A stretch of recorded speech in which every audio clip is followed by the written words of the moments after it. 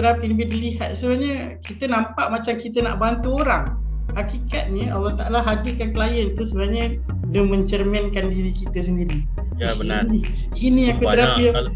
Kalau kita nak kita rakan-rakan Lin dengan Zu dengan rakan-rakan yang lain ni, kalau kita nak bercerita cerminan diri kita dengan klien ni sangat banyak. Dan banyak benda yang memang mencetus inspirasi lah dalam bidang. Silakan Daphne. Benar Jakim, saya setuju sangat Jakim.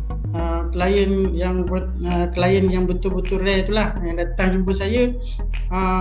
Kes dia tu seperti saya tapi kita tak boleh pandang tu dari diri kita lah. Kita tak boleh ada apa-apa rasa lah dengan klien tu. Maksudnya kita memandang klien ni Allah Ta'ala hadirkan klien sebenarnya untuk terapi. Kita terapi dia sebenarnya dengan diri-diri kita sekali healing. Bila kita letakkan niat yang betul, luruskan niat, jauhkanlah hati kita daripada berbau untuk material. Bukan tak penting, orang kata, saya kata material bukan tak penting, tetapi itu menjadi perkara yang ke-10 mungkin. Dan dekat situlah saya belajar 7 sesi dengan Cik Kim. Kelas pertama macam mana kita nak clear belajar dengan Cik Kim 7 sesi Cik Kim dalam kursus 7 sesi, 1 sesi 2 jam menerangkan tentang soalan pertama saya ingat, apa pandangan kau tentang duit? Itu soalan tu memecahkan kita punya kefahaman tentang material. Dan akhirnya benda tu apabila saya terus berada dalam bidang terapi ni, rezeki tu ada, biasalah up and down, tapi kita yakin yang rezeki ilmu ni akan memberikan kita rezeki. Itu adalah rezeki lah, ilmu tu kaya dengan segi ilmu. Betul. Kaya ilmu ni berbeza dengan kaya material. Kita jua kita jadi tenang. Jadi itulah tentang sikit sokongan. Kita belum masuk lagi yang 2 pagi ni Cik Kim. Silakan. Sebenarnya saya tunggu yang lain. Okey tu Niza ada Betty ada. Terima kasih atas sokongan kalian selaku yang di bawah pelatihan Jentera Negosiasi. Silakan Daphne. Dekat situ saya tambah sikit tentang pembinaan diri saya ni terbentuk dengan 3 orang. Cik Kim membentuk diri saya dari segi inner strength saya. Lepas tu dari segi inner strength kita punya kefahaman yang balance, duniawi dan ukhrawi. Macam mana kita punya sudut pandang. Saya cakap ni bukan ini berdasarkan pengalaman saya rapat-rapat kalangan Cik Kim. Kalau pandai bertanya, keluarlah ilmu dia. Kerana kunci Cik Kim ni dia kena pandai bertanya. Keluarlah kunci dia. Macam-macam kunci Cik Kim ada. Kunci apa? Kunci apa yang ada? Kunci apa? Kunci gedung ilmu lah Cik Kim. Gedung ilmu Sikit je. Silakan. Okey, lepas tu Cik Kim membina saya punya inner strength. Dr. Ben membina professionality saya. Kata-kata yang paling saya ingat dengan Dr. Ben ni, Daphne, you ni ramai kawan, tetapi you kawan yang membina you kurang. Dekat situ saya pegang sampai sekarang. Bermaksud kita ni inginkan ramai kawan, tetapi kawan, sahabat, apa lagi, maknanya berbeza-beza. Sebabnya yang membina tu yang paling penting, yang membina diri kita. Macam Dr. Ben ni, dia membina saya, professionality saya, bagaimana menjadi seorang profesional. Dan dekat situ Haji Muhammad pula dia membina kerendahan hati lah. Saya belajar CTC lah dengan dia, dan macam-macam lagi. Tapi yang kat sini yang paling banyak 90% adalah terbina daripada Cik Kim. Dari pertama saya kenal Cik Kim sampailah sekarang. Jadi dekat situ dah bolehlah saya cerita tentang 2 pagi ni Cik Kim. Gila kan 2 pagi. Aduh, tiba-tiba aku dapat telefon 2 pagi daripada kau. Apa cerita ni babe? Silakan. Masa tu malam seorang parents ni minta tolong daripada, dia kata minta ini ada pengalaman dan ada ilmu dalam ni. Ada benda yang saya nak sampaikan juga, kesilapan dan pembelajaran yang boleh kita pelajari. Sebenarnya benda ni kesilapan kita lah, bukan kesilapan, maksudnya proses pembelajaran.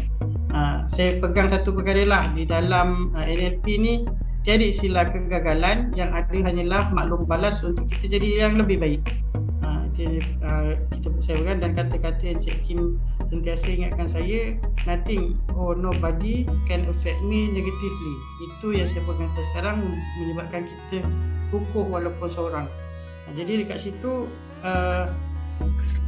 dia minta tolong saya. Masa tu adalah berhubung dengan Cik Kim semua, dan budak pelajar berumur 18 tahun. Daripada permulaan cerita tu saya tengok muka dan sebagainya, saya pun ada belajar tentang ilmu tentang projective drawing dengan Cik Kim, sampai ambil itu bukan sampai tombang, yang ambil duduk tu 190 soalan. Lepas tu apa yang berlaku semasa sesi tu, di mana kat sini pentingnya persediaan ataupun etika sebagai seorang terapi. Yang pertama iaitu yes is yes, no is no. Saya masuk terapi, dia datang dengan gayanya dan duduk, dia masuk je bilik tu, kita rasa satu aura keegoan. Bila dia masuk je bilik terapi tu, duduk dengan muka, kita rasa badan kita dah menggeletar. Budak ni dalam hati satu terlintas, nanti satu masa kita akan rasa ketajaman dia tu. Bila masuk kita rasa dahsyat aura-aura budak ni. Buat apa? Okay, relax. Nak apa? Oh, nak biskut. Biskut apa tu? Gurau-gurau. Tak apa, biskut tu. Aduh. Puasanya minum biskut. Okey, tak apa. Silakan beli. Okey, selingan gurau-gurau. Okey. Lepas tu bila dalam sesi tersebut panjang ceritanya, sampai 3 jam lebih tak selesai Cik Kim berbual atas kertas. Cik Kim tunjuk ni, akhirnya dia kat situ bila saya tanya dan sebagainya, apa yang berlaku bermulanya yang 2 pagi tu bila klien tanya saya soalan. Cik Kim klien tanya soalan. Klien tanya soalan balik dia? Kita masa apa tu soalan yang dia tanya berawak ni? Bila yang lain tanya-tanya, tak tahu juga ni. Mula saya tanya tentang dia, saya pun tak pasti. Saya pun tak pasti, dia panggil saya cikgu lah masa tu. Kat situ satulah perkara, cikgu. Kita maksudnya terapis ni, dia dah, kita kena buang lah cikgu tu bila dah dalam terapi. Saya tanya dia lah, kenapa, apa tujuan datang sini ni, kita mulakan repo dan sebagainya. Akhirnya saya pun tak tahu, dia kata saya tak tahu. Jadi apa yang awak tahu? Saya pun tak tahu. Apa yang awak nak? Kita tanyalah ikut soalan-soalan. Masa tu belum mahir lagi Cik Kim. Tu yang 2 pagi. Kalau mahir tak 2 pagi. Lepas tu, yang lain akan rasa lah nanti. Yang lain akan rasa lah. Apa yang berlaku dekat situ, kita bertanya dan dia berceritalah tentang apa yang keinginan dia dan sebagainya. Akhirnya kat situ dia sampai satu tahap tu soalan dia, sebenarnya apa yang Mama cakap dengan cikgu untuk dia datang ni, dia tanya. Dia dah start tanya. Bila kat situ tanya, masa tu yang sepatutnya kita counter balik dengan soalan, tapi apa yang berlaku adalah sesi nasihat. Kita berlaku sesi konsultasi kat situ, sehinggakan dia tunjukkan kepandaian dia tentang satu tahap tu, tentang benda yang kita tak tahu. Dia cerita tentang kripto. Begitu. Satu lagi tu apa benda? Forex. Forex.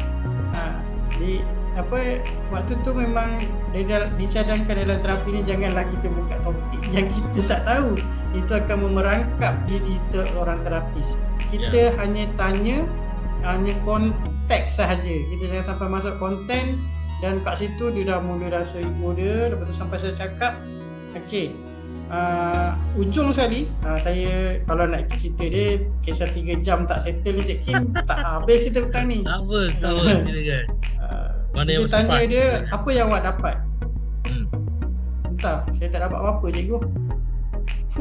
Dekat situ mula lah. Masa tu dah masuk nak 3 jam lah.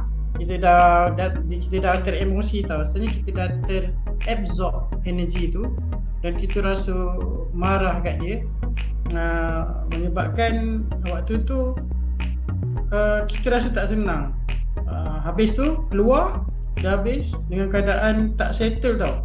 Tak settle sampai saya cakap puan tak payah bayar 1 sen pun dengan saya sebab tak selesai. Saya cakap ni si berani tau. Kos tu masa tu saya letakkan adalah certain terapis yang masing-masing pun tahu kosnya. Kita tak takut dengan duit, kita tahu tanggungjawab kita. Kita cakap puan tak payah 1 sen pun tak payah bayar.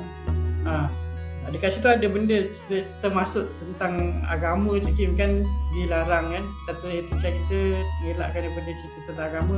Jadi saya termasuk sikit lah bab agama. Menyebabkan perkara tersebut berlaku aberration pelajar tu. Dia pun tunjuk, dia ajar kita pula. Dia tanya soalan tentang korek apa dah. Masa tu. Dan akhirnya 2 pagi tu sebabkan malam tu saya balik saya tak boleh tidur. Saya baring tak kena cuba lelakkan mata, dia datang rasa bersalah tu dalam diri. Rasa bersalah. Saya bercerita dengan isi, sampai dia cakap, bang, muka pun nampak gelap lah bang. Sampai kan isi kata muka saya gelap. Muka gelap kan? Muka gelap je, gelap. Dia macam gelap kata. Lepas tu tak boleh jadi. Pukul 2 lebih saya WhatsApp Cik Kim rezeki saya. Cik Kim tengah terbangun waktu tu. Ada call Cik Kim. Saya ceritalah kisah saya. Kau ni dah aberration, dia terserap energi ni. Saya terserap energi negatif orang tu balik dia tak rasa apa lah. Kita dah absorb energi dia tu. Ya betul. Kita yang merasai keadaan dia. Dan balik sampai Cik Kim kata, kau ada garam dekat belakang? Ada. Alamak tak ada Cik Kim kan. Garam bukan untuk apa. Maksudnya garam tu kan dia punya dia punya kandungan dia kan untuk memulihkan balik tenaga kita kan Cik Kim. Jadi tak ada. Last sekali mandilah. Adalah Cik Kim bagi tips. Dan dekat situlah saya belajar sesuatu tentang perkara yang paling penting dalam terapi ni, etika. Etika tu sangat perlu dijaga. Jika langgar etika, nangan nampak biasa-biasa etika, tetapi akan menghasilkan 2 pagi. Telefon Cik Kim pukul 2 pagi sampai pukul 3 pagi. Lepas dah settle semua, alhamdulillah baru dah boleh tidur. Hilang rasa bersalah. Kalau tak, dia rasa bersalah tu Cik Kim. Bersalah, rasa tak tenang. Apa dia tu yang telefon jadi guna telefon Cik Kim buat atas meja, telefon Cik Kim. Itulah yang pengalaman saya paling fail lah. Sampai ke tahap tu saya nakkan ilmu tu sampai telefon rezeki saya lah Cik Kim layan. Kalau tak layan, saya rasa sampai pagi tak tidur saya Cik Kim. Memang kau demam jawapannya sekejap.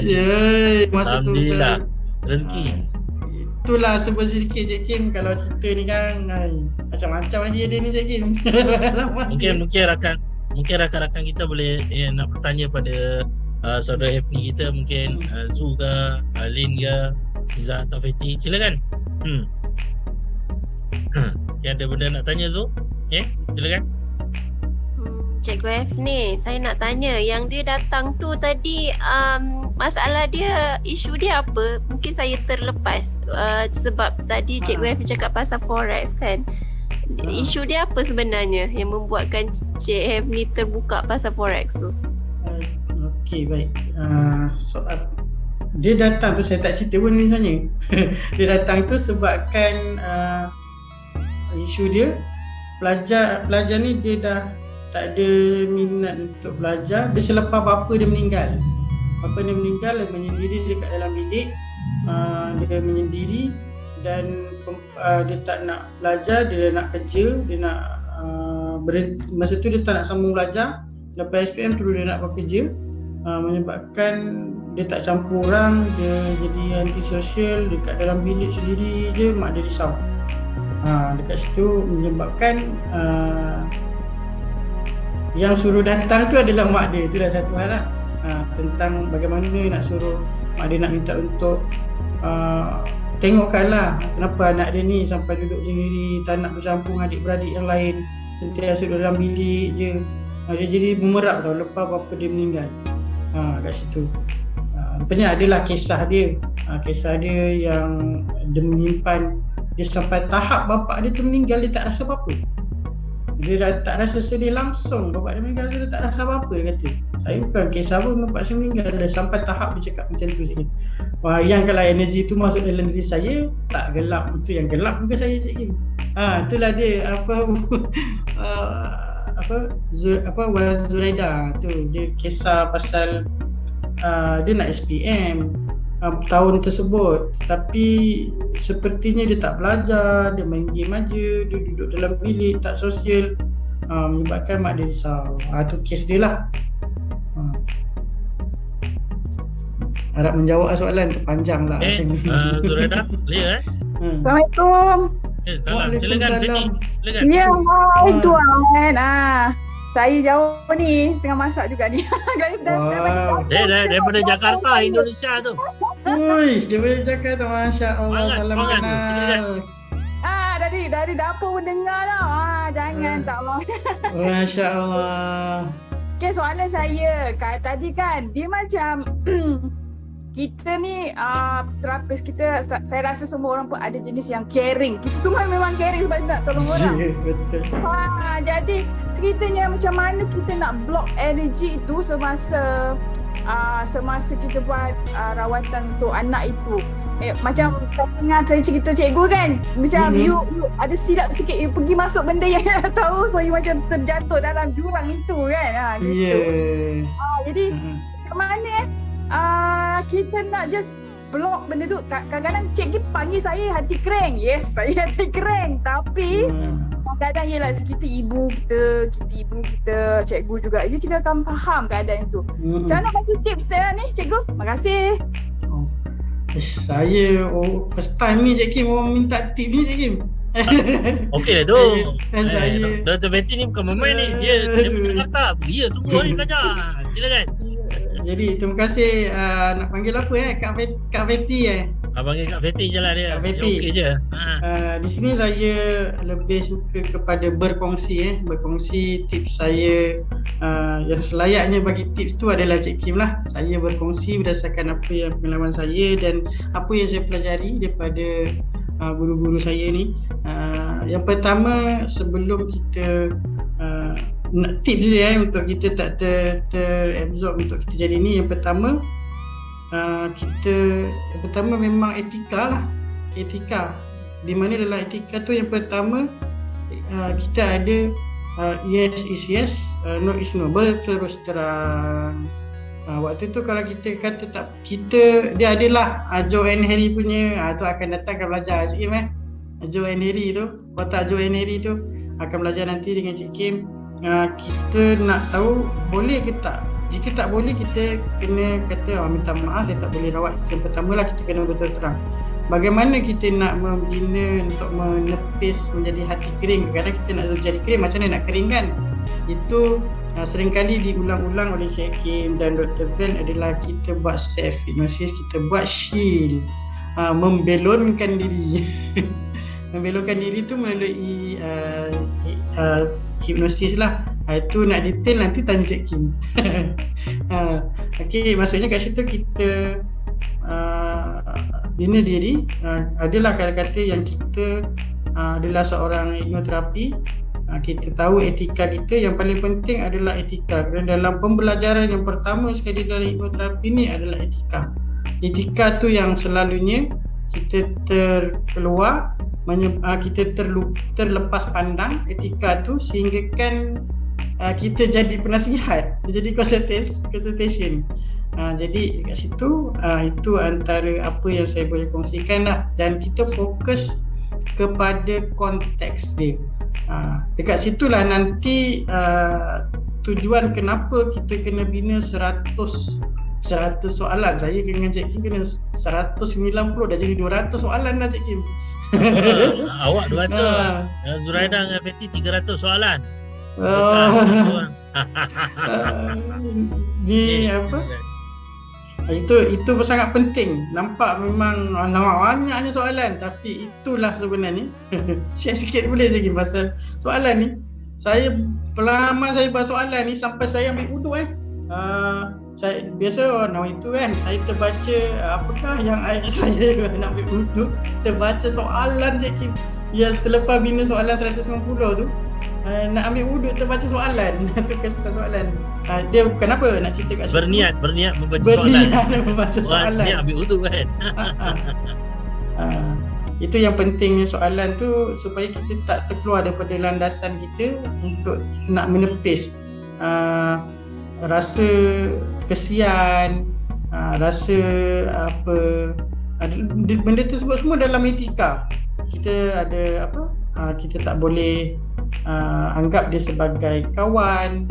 Bila ada je tu awal-awal bismillah kita dah reject, mesti kena reject kerana benda tu dah ada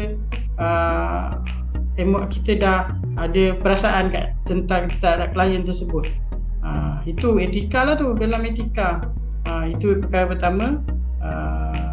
Lepas tu itu saja kot yang untuk setakat ni. Nanti kan panjang pula Cik Kim. Itu je boleh Kak Fatty. Adakah terjawab soalan Kak Fatty tu? Alhamdulillah terjawab setakat ini. Nanti bersilakan kita sama-sama berkongsi. Terima kasih Kak Fatty. So ada Niza. Ada Kak Niza, betul. Betul. Apa yang membuatkan Cikgu F ni terima klien di waktu yang agak lewat? Maksud agak lewat tu dia lewat mungkin bagaimana? dia mungkin terlepas pandang kot. So, macam pukul 2 pagi tu cerita awak berkaitan dengan awak tak boleh tidur. Mungkin kita boleh rephrase soalan daripada Niza ni. Apa yang membuatkan Cikgu F ni terima klien tersebut? Okey, baik. Mungkin saya boleh jugalah terima klien tersebut. Sebenarnya saya mula sesi tu 8.30 sikit. 8.30 malam ke apa? 8.30 malam. Wah, 8.30 malam. Habis 11. Bagus awak. Saya lepas saya ada sekali buat, lepas tu dah tak buat malam merawat orang. Ada rahsianya. Nantilah akan datang. Silakan Ibni, silakan. Mula 8.30 malam, kes tu berlanjutan hingga 3 jam, 11.30 tak selesai lagi. Sampai 11.45. Itulah yang jadi lewat tu Kak Niza. Menjadi lewat, dan bagaimana saya terima klien tu adalah daripada recommendation mak dia. Sebenarnya sebelum tu saya merawat anak dia yang apa nama dia, loss and grief. Dia kehibaan yang sangat tinggi menyebabkan muka dia tu, masa jumpa saya tu, muka dia nanti dapat pengalaman tau. Klien tu datang muka dia muram sangat. Bila lepas rezeki lah, Alhamdulillah, sebab daripada terapi tu muka dia nampak cerah, berseri. Mak dia cakap perubahan, dia dah boleh belajar, dia dah boleh terima loss and grief, pengalaman tersebut, sehinggakan sampai satu tahap dia berjumpa dengan bapa dia saat dia di dalam trans. Itu yang saya menggunakan staircase punya ni, yang dia pakai betul, staircase 20 sampai 1, dan saya tak bagi suggestion apa-apa waktu tu kat dia, menyebabkan dia nampak ayah dia sendiri. Itu disebabkan emosi dia lah, dia nampak bapak dia senyum. Akhirnya Alhamdulillah dia release, dan muka dia nampak bersih. Mak dia berkali-kali start daripada itu, dia bawa pada anak dia yang sulung. Asalnya saya tak nak, saya bincang-bincang dengan Cik Kim tu tak boleh, tapi itulah kita ambil tanggungjawab kan. Maka tu yang jadi pakai 2 sampai 2 pagi. Itulah dia Kak Nizah cerita 2 pagi. Nah itu betul, tak boleh tidur masa tu, terguling sana terguling sini sampai muka jadi gelap. Muka kita tak jadi gelap. Memang betul. Okey, sebagai rumusannya daripada apa awak cerita ni, kita boleh dapat rumuskan. It's okay, never mind. Sebab ramai yang betul-betul ingin mempelajari daripada sebuah pengalaman kan. So memang betul bila kita ambil klien yang ada kelekatan, disebut kelekatan emosi yang sangat tinggi, tak lepas dalam diri dia, bila dia bersama dengan kita, bersama dengan coach kesihatan mental maupun terapis, dia akan keluarkan the whole energy dia, menyebabkan semuanya kalau kita tak jaga betul-betul, kita akan terperangkap dengan energi mereka, dan akhirnya seperti macam Evni sebutlah tadi dengan rakan-rakan yang lain, okey, boleh muka kita sebagai terapis atau coach boleh jadi gelap, boleh nampak gelap, boleh merudum, emosi kita boleh merudum. That's why sampai satu ketika kalau kita tak ada kaedah seni untuk kita seal diri, untuk kita meletakkan kedudukan yang sebenar dalam sesi terapi atau coaching kesihatan mental, ada kemungkinan seorang terapis ataupun maupun coach kesihatan mental boleh jadi kemurungan, waima boleh sampai menjadi seorang yang disebut sebagai gila. Sebab tu saya ada berbual dengan beberapa rakan-rakan yang terlibat dalam isu-isu membantu orang. Khususnya pernah bersembang dengan beberapa orang psikiatris. Ada satu ketika psikiatris sebut dengan saya, Cik Kim, kalau Cik Kim you nak tahu, saya sampai satu ketika boleh berada di dalam satu tahap gila, dia kata. Sebab kalau setting psikiatris lagi lah, kita tahu kan dia deal dengan orang yang ada masalah kejiwaan dan sebagainya. Dia boleh jadi gila, dia kata. Yes, memang betul. That's why dia kata kalau jadi orang yang membantu dalam bidang membantu orang sekalipun, dia kena ada ilmu macam mana untuk membantu diri dia juga supaya tak pergi kepada isu-isu yang dibawa oleh klien. Gitu. Baik. So itu yang boleh kita ceritakan kepada rakan-rakan di atas talian. Zu, Betty, Ati, Azlin, Niza, insya-Allah. So sebagai rumusannya Hefni, kepada rakan-rakan pendengar kita yang lain, silakan, apa rumusannya? Jadi sebagai rumusan dia, teruskan belajar Cik Kim. Bagi saya rumusan dia daripada tentang diri saya ni, tak kisah pun siapa kita bermula, yang penting di mana kita berakhir nanti, dan apa yang kita sumbangkan dekat dalam dunia ni. Dan teruskan menuntut ilmu dan niatkan meluruskan niat dalam menuntut ilmu. Cari guru yang benar-benar mempunyai niat yang lurus untuk membimbing agar kita terpandu sehingga ke tujuan kita lah, objektif hidup kita. Itu Cik Kim kerumusan untuk diri saya, Cik Kim. Terima kasih banyak Cik Kim. Sama-sama, terima kasih juga kepada rakan-rakan kita, Niza, Betty, Zu, Ati, Lin, yang mengikuti kita punya sembang-sembang santai pada petang ni. Nanti next saya nak petik siapa pula, nanti mungkin Zu ke, mungkin Ati lah. Habis Ati nanti kita pergi pada Niza. Niza pun seorang kaunselor juga untuk rakan-rakan yang lain. Okay. So banyak, mereka ni ada banyak. Diorang ni kadang-kadang ada rasa malu lah Cik Kim, menyampah aku, mereka malu bagilah orang lain lah menyampahnya. Itu pun kita bersembang lagi dengan Kak Zai kita daripada Kedah. Itu banyak juga pengalaman dia dan sebagainya, insya-Allah. So apa pun untuk persiapan pengalaman pada petang yang berbagi ni, mudah-mudahan sedikit pengalaman daripada Hefni kita ni dapat membantu para terapis dan coach kesihatan mental kita ni dapat tahu apakah yang sepatutnya do and don't ketika mengendalikan isu-isu klien seperti yang disebut oleh Cikgu Hefni. InsyaAllah sekadar itu saja pada petang ini. Okey, selamat menyiapkan juadah berbuka puasa untuk kalian petang ini. Dan kita tutup dengan ya Happy mungkin ada cakap sedikit. Tak ada iklan muka teringat Kak Nizam punya ikan patin dia tu sedap sikit. Kau teringat ikan patin dia, aku teringat dia punya kek bila nak sampai aku tak tahu bila nak sampai kan. Ikan patin sedap. Kek raya ni. Baik, insya-Allah. Kira-kira mana tak ada apa-apa, mudah-mudahan perbincangan kita ni sharing daripada pengalaman Hifni dapat dimanfaatkan untuk rakan-rakan kita yang lain insya-Allah. Wabillahi taufiq wal hidayah. Wassalamualaikum warahmatullahi taala wabarakatuh. Bismillahirrahmanirrahim. Alhamdulillahirabbil alamin wassalatu wassalamu ala asyrafil anbiya'i wal mursalin wa ala alihi washabbihi ajmain. Wa fahamnaha Sulaiman kullan atana hukma wa ilma wa sakharna ma Daud wa jibal yusabbihna wa tayr wa kunna fa'ilin. Ya hayyu ya qayyum ya rabb Musa wa Harun wa ya rabb Muhammadin sallallahu alaihi wasallam ajmain.